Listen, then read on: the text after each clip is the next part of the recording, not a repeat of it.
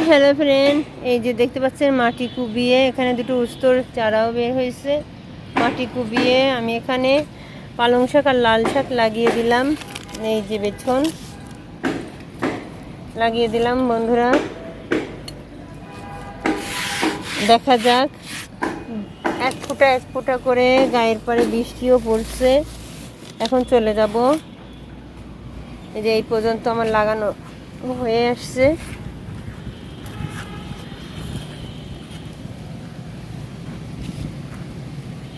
চেষ্টা করি সব সময় নিজের পরিশ্রমটাকে আপনাদের মাঝে তুলে ধরার জন্য, কারণ আমি মেয়ে মানুষ, আমার তো সংসার আছে, আরও কাজ করতে হয় সংসারে, সব সময় পেরে উঠি না। আজকে মেঘলা, আকাশটা খুব সুন্দর, তারপরে ঝিরিঝিরি বৃষ্টি হচ্ছে।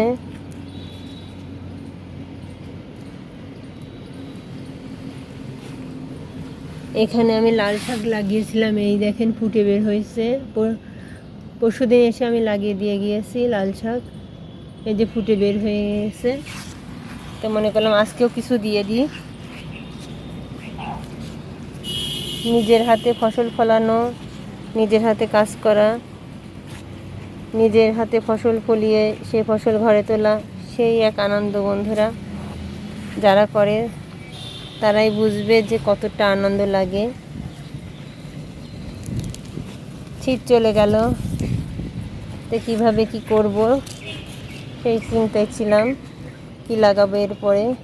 তো ঘরে কিছু লাল শাক আর পালং শাকের বেছন ছিল, সেগুলো আমি এখানে লাগিয়ে দিচ্ছি।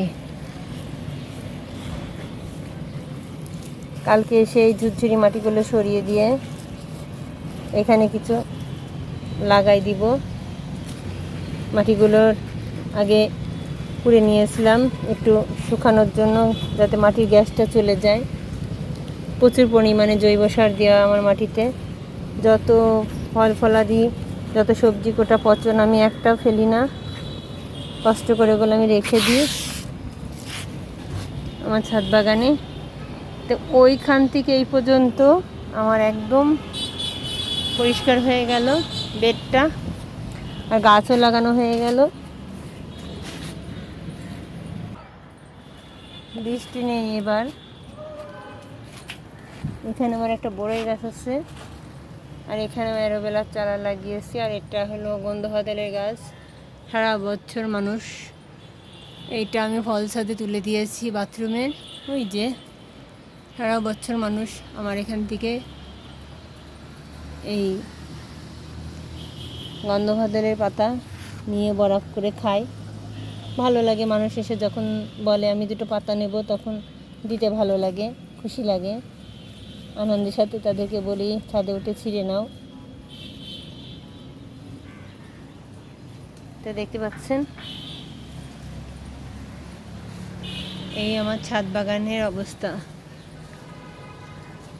তো অনেক পরিশ্রম করি আমি, অনেক পরিশ্রম করি, আপনাদের সাথে শেয়ার করব। ওই যে সোলার একটা বক্স দেখছেন, ওখানে মাছ ছেড়েছি ছোটো ছোটো, ওই ভিডিওটা আপনাদের সাথে শেয়ার করব।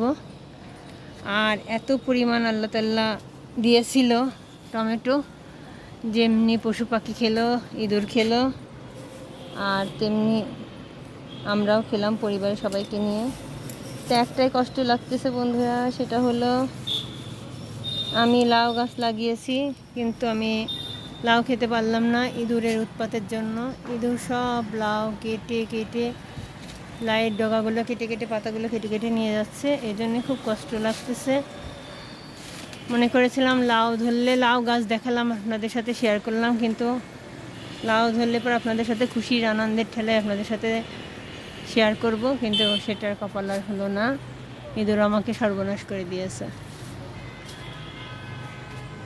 আরও কিছু আবার তুলবো, আর ছাদ বাগানে আরও দুইটা বেড আছে, বেডগুলো পরিষ্কার করব। কেবল মাত্র একটি বেড পরিষ্কার হলো, আরও এল সিস্টেম করা, আরও দুটো বেড থাকলো। টমেটো আস্তে আস্তে কমে গেলে তখন আবার এই বেডগুলো পরিষ্কার করব, আর কিছু সবজি আবার লাগাবো নতুন করে।